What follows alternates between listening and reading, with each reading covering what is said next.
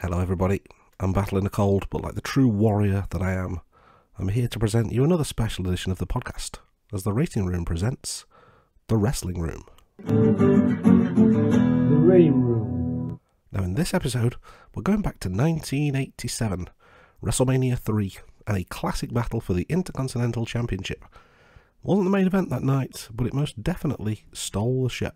Now, WrestleMania III took place on the 29th of March 1987 in the Pontiac Silverdome in Pontiac, Michigan. Now the reported attendance was 93,173, although the real attendance was believed to be closer to sort of 78,000 mark, but 93,000 certainly sounds a lot better, doesn't it? But either way, it was an attendance record for the WWE that stood for 29 years. Now, in the run-up to this event, Randy Savage had attacked Ricky Steamboat with an elbow that had thrust the Dragon's throat into the security rail and then crushed his larynx using the ring bell. This resulted in a feud that lasted for around 6 months before culminating here in a championship match at the granddaddy of them all. Now, a little fun fact about WrestleMania, just as a bit of an aside, Aretha Franklin kicked off the show singing America the Beautiful.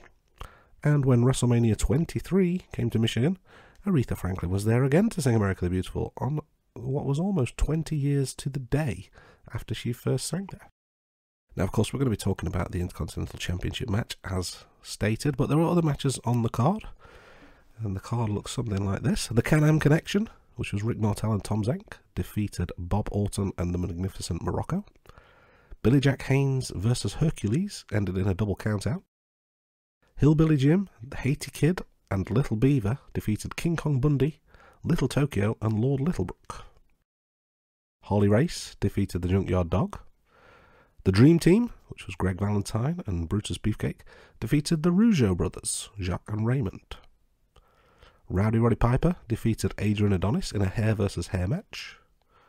Danny Davis and the Hart Foundation, Bret the Hitman Hart and Jim the Anvil Neidhart, defeated Tito Santana and the British Bulldogs of Davey Boy Smith and Dynamite Kid. Butch Reed defeated Coco Beware. Then we get to the match that we're about to discuss, but there are a few matches after it as well, as the Honky Tonk Man defeated Jake the Snake Roberts. The Iron Sheik and Nikolai Volkov beat the Killer Bees, B. Brian Blair and Jumpin' Jim Brunzell. And in the main event, WWE Champion Hulk Hogan defeated Andre the Giant. But let's get into the match we're here to discuss. The Intercontinental Championship match between Ricky the Dragon Steamboat as challenger, fighting the champion Randy Macho Man Savage.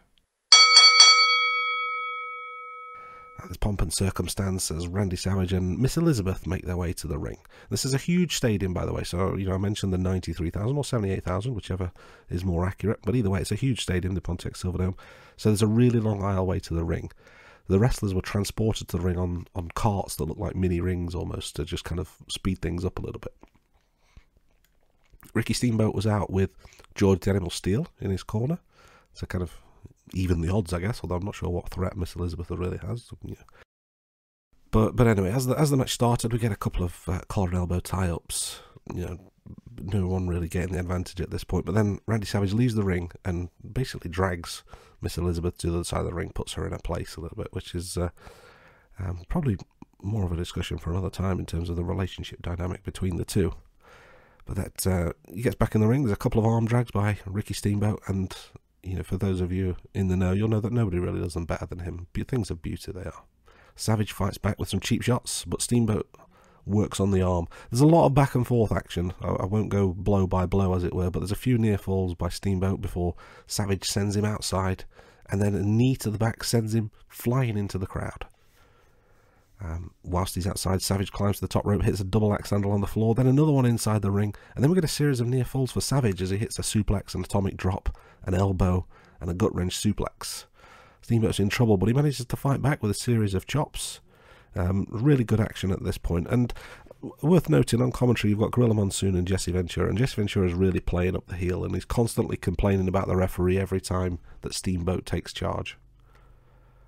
We get a series of 2 counts for Steamboat now. He's using a sunset flip and a roll-up and a cradle, but then there's a bit of a malfunction at the junction, and the referee takes a bump and he's down. Savage goes to the top rope, hits his elbow drop.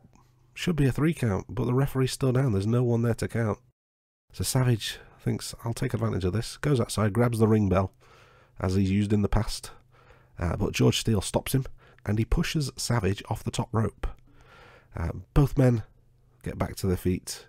Savage goes for the body slam, but Steamboat turns it into a small package, and the referee counts to 3. And we have a new Intercontinental Champion, and a fine, fine match it was as well.